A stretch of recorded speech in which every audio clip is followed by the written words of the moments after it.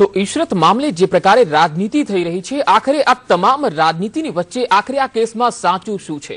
UPA સરકારમાં જે SIT રચાઈ હતી, સુપ્રીમ કોર્ટ તરફથી આ એસઆઈટીની તપાસ સાચી છે કે પછી હેડલીએ જે નિવેદન આપ્યું છે એ સાચું છે? અને એના સિવાય અત્યારે જે રાજનીતિ થઈ રહી છે, રાજનેતાઓ જે બયાનબાજી કરી રહ્યા છે, શું આ સાચું છે? કોંગ્રેસ આ મુદ્દે હજુ કંઈ પણ સ્પષ્ટ રૂપથી કહેવા સામે નથી આવી રહી, પરંતુ એ વાત સાચી છે કે બીજું સોગંદનામું રજૂ કરવામાં આવ્યું હતું આ કેસમાં, જેને લઈને લોકસભામાં રાજનાથસિંહે પણ તેનો ઉલ્લેખ કર્યો છે, પરંતુ સાથે તેમણે એવું પણ કીધું કે આતંકવાદ મામલે રાજનીતિ ના થવી જોઈએ, જે ભાજપના નેતાઓ અને કોંગ્રેસના નેતાઓ પણ કરતા જ રહ્યા છે. આપણે આ મુદ્દે ચર્ચા કરીશું. ચર્ચામાં આપણી સાથે જોડાયા છે ભાજપના નેતા મહેબૂબ અલી બાબા અને રાજકીય વિશ્લેષક છે જપનભાઈ પાઠક. આપ બંનેનું સ્વાગત છે.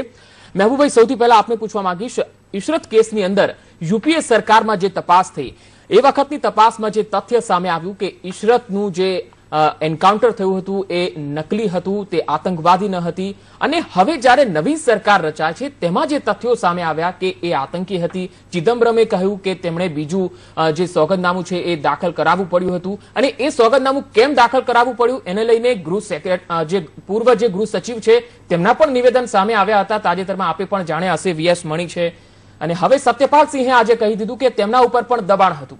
એટલે આખરે આ તથ્ય હવે સામે આવી રહ્યું છે, એનો આ તથ્ય છે કે પછી અગાઉ પહેલા જે ચર્ચા થઈ, જે તપાસ થઈ એ સાચું છે? વાસ્તવિક રૂપમાં જો આપણે જોઈએ તો આ તથ્ય કંઈ આજે આવેલી ઘટના નથી.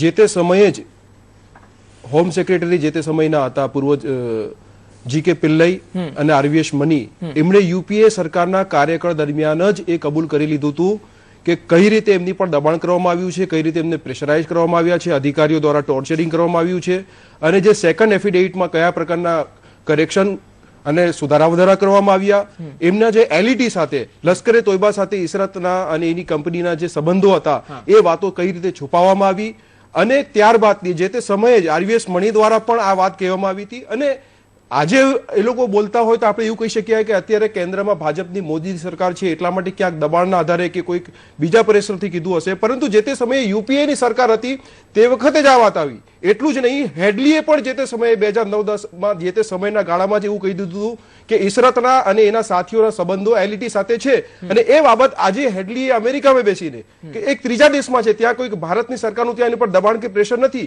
અને એને કીધું કે નહીં, ખરેખર એલઈટીના સંબંધો હતા, પાકિસ્તાનથી એ પ્રકારના ઇનપુટ એમને મળવામાં આવ્યા હતા, એની જે પ્રકારે એની હત્યા થઈ હતી એ બાબતની પણ ઇનપુટ કરવામાં આવી હતી. એટલે ટૂંકમાં એ બાબત પર હવે કોઈ શંકા રહી નથી કે આ તમામના સંબંધો એલઈટી સાથે હતા. અને પાકિસ્તાનના બે નાગરિકો, હું તમને એનાથી પણ વધારે મહત્વની વાત એ કહેવા માંગુ છું કે જેના પર મીડિયા નથી જતું, પાકિસ્તાનના જે બે નાગરિકો હતા, અમજદ અલી અને જીસાન જોહર ગેલાની, આ બંને પણ માર્યા ગયા છે. અને જે તે સમયે યુપીએનું શાસન હતું, અને યુપીએનું શાસન ક્યાંક ને ક્યાંક મોદી સાહેબને ફસાવવા માટે દરેક પ્રકારના પ્રયાસો કર્યા છે. આજે પ્રજાએ, ભારતના દેશ દુનિયાએ જોઈ લીધું છે. ત્યારે જો ખરેખર ભારતના નાગરિકો હતા, જીસાન જોહર ગિલાની અને અમજદ અલી એ ભારતના નાગરિકો હતા, તો એમના આઈડી પ્રૂફ લાવવા એમના માટે ખૂબ ઇઝી હતા. કેમ કોઈ ભારતમાંથી આગળ ના આવ્યું કે આ ભારતીય નાગરિકો છે? હકીકતમાં એ પાકિસ્તાન નાગરિક જ હતા, અને જ્યારે પાકિસ્તાનના નાગરિકો હતા, એલઈટી સંકળાયેલા લોકો હતા, તો જીસન એની સાથે ઇશરત અને આ જાવેદ પિલ્લાઈને લોકો શું કરી રહ્યા હતા? શાના માટે મુંબઈથી અમદાવાદ સુધી આવ્યા? આ તમામ ઘટના બતાવે છે કે આ તમામ લોકોનો સંબંધ લશ્કરે તોયબાની સાથે હતો, અને લશ્કરે તોયબા જેવા આતંકી સંગઠનો પાકિસ્તાનમાં જ નહીં, ઇરાકમાં, સિરિયામાં, યમનમાં કઈ રીતે કતલેઆમ કરી રહ્યા છે, ને એ દેશો બરબાદ થઈ રહ્યા છે. શું ભારત પણ આપણે એ દિશામાં બરબાદી પર લઈ જઈશું? અને જ્યારે તમે એન્કાઉન્ટરની યોગ્યતા પર વાત કરો છો, તો હું કહું છું કે કેટલા એન્કાઉન્ટર યોગ્ય હોય છે. હું અને તમે બધા જ જાણીએ છીએ કે કેટલા એન્કાઉન્ટરો યોગ્ય હોય છે. તો કોંગ્રેસના શાસનમાં જે 750 એન્કાઉન્ટર થયા, એમાં 300 થી વધારે મુસ્લિમો માર્યા ગયા, 400 થી વધારે હિન્દુઓ માર્યા ગયા. કેમ એની તપાસ ના થઈ અત્યાર સુધી? જે કોંગ્રેસ શાસનમાં એન્કાઉન્ટરો થયા, અને ફક્ત ગુજરાતને જ કેમ ટાર્ગેટ કરવામાં આવ્યું? એનાથી સ્પષ્ટ સાબિત થાય છે કે આ મોદી સાહેબને કે ક્યાંક અમિતજીને ટાર્ગેટ કરવા માટે અને ફસાવવા માટેનું એક સુનિયોજિત ષડયંત્ર હતું. જપનભાઈ, આ જે વાત કરી મહેબૂબભાઈએ, પરંતુ એક વાત સવાલ એ છે કે તમે કોઈ આતંકીને નાગરિક કહી દો છો, એન્કાઉન્ટર નકલી હતું એવું કહી દો છો, અને પછી જ્યારે સામે આવે છે કે તે આતંકી હતી. એટલે આ એક તપાસ એજન્સી જે છે, જે સુપ્રીમ કોર્ટ તરફથી રચવામાં આવતી હોય છે, અને તેના સતપાલ સિંહનું જે નિવેદન સામે આવ્યું છે, જે તે સમયે તેઓ એસઆઈટીના ચીફ હતા, જો તેઓ એ વખતે કહેતા હોય કે આ એન્કાઉન્ટર નકલી હતું, અને આજે તેઓ કહી રહ્યા છે કે મારા ઉપર દબાણ થયું હતું, તો આ તપાસ એજન્સી ઉપર એક સવાલ છે. ભલે સરકાર યુપીએની હોય કે બીજેપીની સરકાર હોય, એનડીએની સરકાર હોય, તપાસ એજન્સી તો નિષ્પક્ષ રહેવી જોઈએ ને? એટલે હું તમને સત્યપાલ સિંહનો તમે જે ઉલ્લેખ કર્યો ને, એમાં એક એરર છે. સત્યપાલ સિંઘે નકલી એન્કાઉન્ટર છે એવું એ વખતે કીધું નહોતું. દબાણ હતું કે નકલી એન્કાઉન્ટર છે એવું તમે ફ્રેમ કરો. આજે જે એમણે પણ એસઆઈટી ના મેમ્બર હોવાના નાતે એ જે તે સમયે તેમની ઉપર જે કંઈ પણ દબાણ હતું તેઓ શા માટે વશ થાય? ના, સુપ્રીમ કોર્ટે એસઆઈટી ની રચના કરી છે, કોઈ સરકારે તો રચી નથી. એ વશ નતા થયા એટલે ગુજરાતી નથી આવડતું વગેરે વિષયોને લઈને એસઆઈટી માંથી નીકળી ગયા. અને એમણે હોમ સેક્રેટરીને એ વખતે કહ્યું હતું ને, મહારાષ્ટ્રના મુખ્યમંત્રીને પણ કહ્યું હતું કે હું ભાજપ કે કોંગ્રેસ કોઈના દબાણને વશ નહીં થવું, અને આ કેસ હું જે રીતે હેન્ડલ કરી રહ્યો છું પ્રોફેશનલ, એ રીતે મને હેન્ડલ નથી કરવા દેવામાં આવી રહ્યો, દબાણ આવે છે. એટલે એમાંથી એ ખસી ગયા સત્યપાલ સિંહ. પણ વાત જવનભાઈ, વાત માત્ર સતપાલ સિંહની જ નથી, વાત વીએસ મણીની પણ છે. ગૃહ સચિવ જીકે પિલ્લઈ જે તે સમયે હતા તેમણે પણ આ જ વાત કરી. સત્યપાલ એસઆઈટી વાળું એક પૂરું કરી દઉં, ખાલી 2 વાક્યો છે. અને સત્યપાલ સિંહે આજે જે સંસદમાં કહ્યું છે, લોકસભામાં, મેં એના થોડા નોટિંગ્સમાં લીધા છે. એમણે કહ્યું છે મારા પછી જે એસઆઈટી ના ચેરમેન આવ્યા એમના સન ઇન લો, એમના જમાઈ સામે, કે જે આઈએએસ ઓફિસર હતા બિહારમાં, એની સામે ઇન્કવાયરી ચાલતી હતી. અને મારા પછી જે એસઆઈટી ના ચેરમેન આવ્યા એમને એમના જમાઈ સામેની ઇન્કવાયરી સરકાર વિડ્રો કરે એના પ્રેશરમાં આવી અને એમણે સરકારને ગમે એવી, સરકાર એટલે એ વખતની જે કોંગ્રેસ સરકાર હતી જે સેન્ટ્રલમાં, જેમણે એફિડેવિટો બદલેતી વગેરે જે બધું થયું એની આગળ ચર્ચા થશે આપણે, એના કહેવા પ્રમાણે એમણે એસઆઈટી નું આ જે વલણ હતું નકલી એન્કાઉન્ટર વાળું એ લીધું. આ એમણે સત્યપાલ સિંઘે આજે કહ્યું છે. અને સત્યપાલ સિંઘે પોતાના વિશે જે કહ્યું છે કે એમના પર કેવા દબાણ આવ્યા એની વિગતો પણ ખૂબ લાંબી છે, આજે એમણે એમના ભાષણમાં કહ્યું. પણ હું ખાલી એનું એક નોટિંગ તમને કહું તો એમણે એવું કહ્યું છે કે બહુ મોટું મિશન છે. કોંગ્રેસના એક નેતાએ એમને ફોન પર કીધું બહુ મોટું મિશન છે, તમારે કોઈ પણ રીતે એન્કાઉન્ટર ખોટું સાબિત કરવાનું છે. આ લોકસભામાં આજે સત્યપાલ સિંઘે કહ્યું છે કે જે એસઆઈટી ના વડા હતા ઇશરત કેસમાં, પ્રોબના, બહુ મોટું મિશન છે, તમારે કોઈ પણ રીતે આને ખોટું સાબિત કરવાનું છે એન્કાઉન્ટરને, અને તમારે ગુજરાતના સીએમ સુધી પહોંચવાનું છે. એટલે એ વખતના નરેન્દ્ર મોદી કે જે કોંગ્રેસ સામે ચેલેન્જર તરીકે ઉપસી રહ્યા હતા એ જ વખતે, તમારે સીએમ સુધી, નરેન્દ્રભાઈ સુધી પહોંચવાનું છે. આ ફોન પર એમને કહેવામાં આવ્યું હતું સત્યપાલ સિંહને. એ આજે સત્યપાલ સિંહે કહ્યું છે. અને ભવિષ્યમાં કમિશન રચાશે તો આ હોમ સેક્રેટરી થી માંડીને મારા ખ્યાલથી રાજેન્દ્ર કુમારે તો બહુ સ્પષ્ટ કહ્યું છે કે કોંગ્રેસના એક બહુ જ મોટા નેતા એ આ આખો પ્લાન કરતા હતા કે નકલી એન્કાઉન્ટર છે ને આમાં કઈ રીતે બધાને ફ્રેમ કરવા. અને આપણે તો જોયું આ બધું, ગુજરાતમાં તો આ બધું આપણે પ્રત્યક્ષ જોયું છે. અને આજે સત્યપાલ સિંઘે પણ આ કોંગ્રેસના એક નેતાનો ઉલ્લેખ કર્યો છે. એટલે પ્રોબ કમિશન હજી તો રચાયું નથી. આજે તો રાજનાથ સિંઘે એઝ એ હોમ મિનિસ્ટર એમ જ કહ્યું છે કે અમે અત્યારે ઇન્ટરનલ ઇન્કવાયરી કરી રહ્યા છીએ. પણ ભાજપમાંથી રવિશંકર પ્રસાદે એક પ્રેસ કોન્ફરન્સ ભરી, મિનિસ્ટર છે પણ એમણે કહ્યું કે હું પક્ષના નેતા તરીકે ભરું છું. એમજે અકબરે પ્રેસ કોન્ફરન્સ ભરી અને નિર્મલા સીતારામને પણ અગાઉ. અને આ બધાએ ભાજપ તરફથી એક પ્રેશર ઉભું કર્યું સરકાર સામે કે પ્રોબ કમિશન રચાય અને આ કોંગ્રેસના જે કંઈ પણ નેતા હોય, એ વખતે હોમ મિનિસ્ટરે આ એફિડેવિટ બદલી હોય, કારણ કે આ નેશનલ સિક્યોરિટી સાથે ખિલવાડ છે. જો આપણે આને રાજકીય રીતે જોઈએ છે મોટા ભાગે, અથવા લીગલી જોઈએ છે કોર્ટની દ્રષ્ટિએ, કે પોલીસ યુનિફોર્મ વાળા પોલીસને આમાં જોઈએ છે, પણ આ નેશનલ સિક્યોરિટી સાથે એક મોટો ખિલવાડ હતો. એ પોઈન્ટ ઉપર બીજેપી પ્રોબ કમિશન માંગે છે. પ્રોબ કમિશન જો રચાશે તો સત્યપાલ સિંહ પણ આ કહેશે, કોંગ્રેસના મોટા નેતાની વાત, આરવીએસ મણી પણ કહેશે, પિલ્લઈ પણ કહેશે કે ભાઈ ચિદમ્બરમે બદલ્યું હતું. તો એ દિશામાં આ આગળ વધી રહ્યું છે. અત્યારે નહીં, અત્યારે તો ઇન્ટરનલ પ્રોબ જ ચાલી રહ્યો છે. આજે રાજનાથ સિંહે કોઈ પ્રોબ કમિશનની કોઈ ખાતરી આપી નથી, પણ એ દિશામાં આગળ વધી રહ્યું હોય, કોંગ્રેસ પર એક પ્રેશર આવી રહ્યું હોય એવું લાગે છે. જી, આપણે આ ચર્ચાને આગળ વધારીશું. એક બ્રેક માટે રોકાઈએ છીએ. બ્રેક બાદ પાછા ફરીશું ત્યારે વાત કરીશું કે આ જે ચર્ચાઓ દેશભરમાં થઈ રહી છે કે ઇશરત એન્કાઉન્ટર જે છે તેની એફિડેવિટ બદલી દેવામાં આવી છે, શું પ્રજાના મુદ્દાથી ભટકાવવા માટે તો આ મુદ્દો નથી છેડી દેવામાં આવ્યો ને? ચર્ચા કરીશું એક બ્રેક બાદ.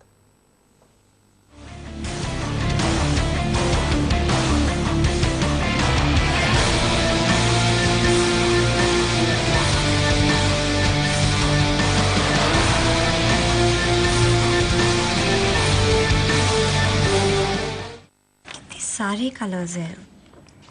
कॉपर. Actually, would finish. ये. अच्छा चिकी, तू बता. I'll go with चाचू. हो गया फैसला? देखो, आपकी चॉइस ये है, छी, और इनकी चॉइस आप है. Of course I'll go with चाचू. The next generation is smarter. Presenting the next generation fans with the widest range of colors. Orient Electric. Switch to smart. One of India's premier university with 25,000 students and 300 foreign students from 26 countries worldwide. A vibrant campus full of life. Hostel facilities for 7,000 students. The future is today at Parul University. Pukhraj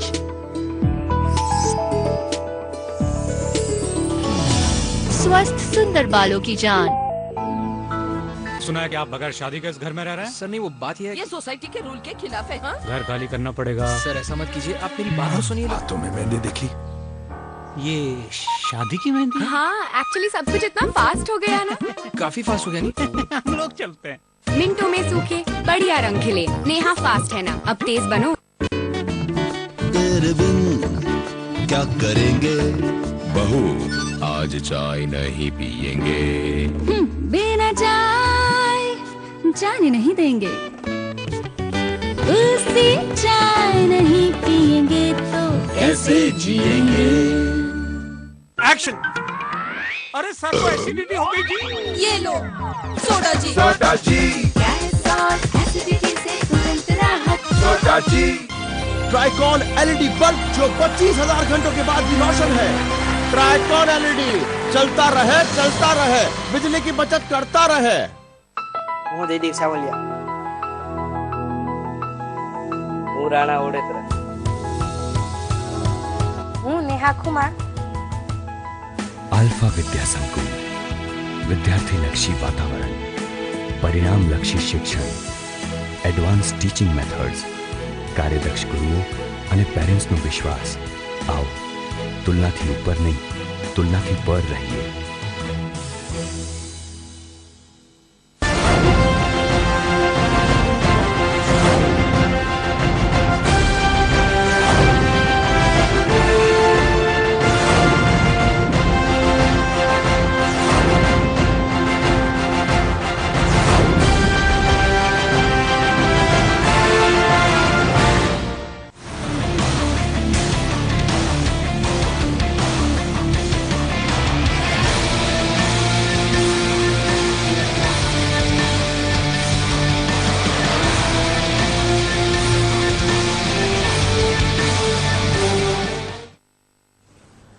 break બાદ ફરી એકવાર આપનું સ્વાગત છે। તો આપણે વાત કરી રહ્યા છે ઇશરત કેસને લઈને રાજનીતિક માહોલ જે ગરમાઈ રહ્યો છે। બંને મહાનુભાવો આપણી સાથે જોડાયેલા છે।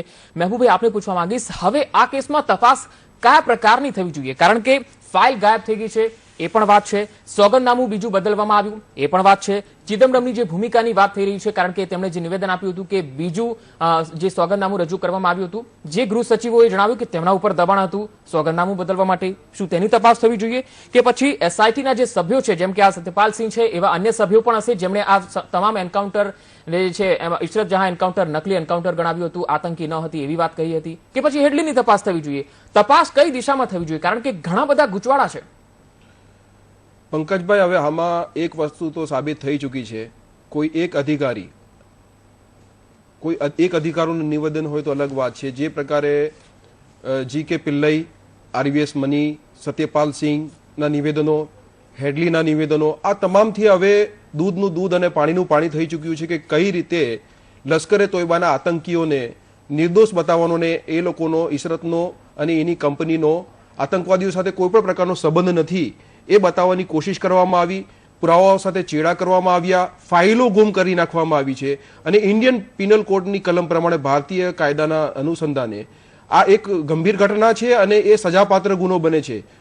સરકારી રેકર્ડ સાથે ચેડા કરવા, ખોટી જુબાનીઓ અપાવી, એમાં ફેરફારો કરવા, એટલે હકીકતમાં હવે જો જોવા જઈએ તો હું માનું છું કે આની અંદર તપાસ સમિતિ નિમાવી જોઈએ અને ખરેખર જે કસૂરવારો હોય તો એની અંદર હવે જી.કે. પિલ્લઈના ઓફિશિયલ નિવેદનો લેવા જોઈએ, આરવીએસ મનીના નિવેદનો લેવા જોઈએ, સત્યપાલસિંહના નિવેદનો લેવા જોઈએ અને એની અંદર કયા કયા પોલિટિકલ અધિકારીઓએ, કોંગ્રેસના કયા કયા અધિકારીઓ દબાણ કરવા માટે મોદીજી હોય કે અમિતજી હોય એમના નામ લાવીને એમને ખોટી રીતે સંડોવવા માટે જે પ્રકારનું પ્રેશર મેન્ટેન કરવામાં આવ્યું હતું, એ આખી ઘટનાનો પર્દાફાશ થવો જોઈએ અને કસૂરવારો સામે ફરીથી હું કહું છું કે એફઆઈઆર દાખલ થવી જોઈએ, ગુનો દાખલ થવો જોઈએ અને એ પ્રકારે એની અંદર સજા થવી જોઈએ। આ ખૂબ જરૂરી છે એટલા માટે કે 2G સ્પેક્ટ્રમ હોય કે કોલસા કૌભાંડ હોય, 2 લાખ કરોડ રૂપિયાનું એક કૌભાંડ હતું, અંગ્રેજોએ આ દેશને નથી લૂંટ્યો, એ એક કૌભાંડે દેશને લૂંટ્યો છે। એ તમામ કેસો જે થયા આપણે જોયું કે કઈ રીતે પુરાવાઓની સાથે ખિલવાડ કરવામાં આવ્યો, કઈ રીતે ફાઇલો ગુમ કરવામાં આવી, કોમનવેલ્થના 76,000 કરોડના કૌભાંડની અંદર ને જન્મટીપની સજાપાત્ર એક કલમ હોય તો માણસને એની સજાપાત્ર પૂરા જન્મટીપ સુધી એને જેલમાં રહેવું પડે. આ આટલી બધી કલમો વાળી આટલા ગંભીર ગુનાઓની અંદર આ તમામ આરોપીઓ છૂટી ગયા છે. કેમ કે ફાઇલો ગુમ કરી નાખવામાં આવી છે. તો આને હું માનું છું કે સરકારે આને લાઇટલી ના લેવું જોઈએ અને જવાબદારો સામે કાયદેસર કડક કાર્યવાહી કરવી જોઈએ. જપનભાઈ, આપને લાગે છે કે આ એક મુદ્દો છે, તેની તપાસ થવી જોઈએ? ચોક્કસ મહેબૂબભાઈ કહી રહ્યા છે, કોંગ્રેસ હજુ જવાબ નથી આપી રહી કારણ કે પોતે ઘેરાઈ ગઈ છે આ મુદ્દાને લઈને. પરંતુ આ જે મુદ્દો છેડી દેવામાં આવ્યો છે, પ્રજાના જે મુદ્દાઓ છે એ ક્યાંક ને ક્યાંક સાઇડલાઇન થઈ રહ્યા છે.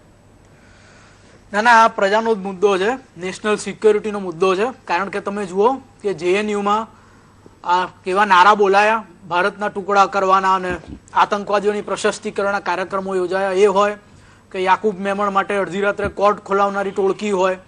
એટલે નેશનલ સિક્યોરિટી સામે આ એક ટોળકી છે. એમાં NGO છે, એમાં કેટલાક પોલિટિકલ લીડર્સ છે. એટલે પોલીસવાળા સારું કામ કરે, એન્કાઉન્ટર કરે ક્રિમિનલનું, તો પોલીસવાળાને હ્યુમન રાઇટમાં ફિટ કરવાના.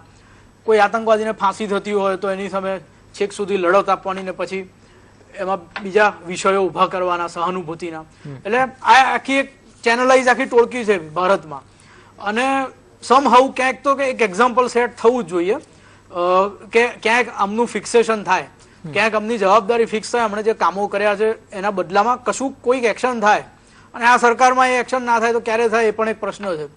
અને મને લાગે છે કે પ્રોબ કમિશન ભાજપ રચશે કે પછી આમ જ અધર રાખશે આ વિષયને, એ તો એક પ્રશ્ન છે. પણ સુપ્રીમ કોર્ટમાં એક ક્વોશિંગ પિટિશન ફાઇલ થઈ છે, જે આપણા પોલીસ ઓફિસરો જેમની સામે કેસ આ એન્કાઉન્ટરના બદલામાં કરવામાં આવ્યો છે, એમણે ક્વોશિંગ પિટિશન ફાઇલ કરી છે અને સુપ્રીમ કોર્ટે એડમિટ કરી છે.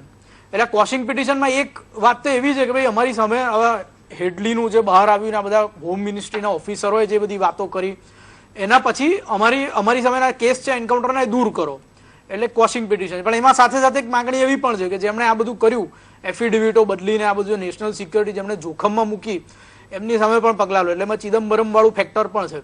એટલે કદાચ એ કેસ ચાલે તો આ બધી વાત ત્યાં જ હશે. બધાની પણ પછી આ બધા સ્ટેટમેન્ટો પણ ધ્યાનમાં લેવાશે.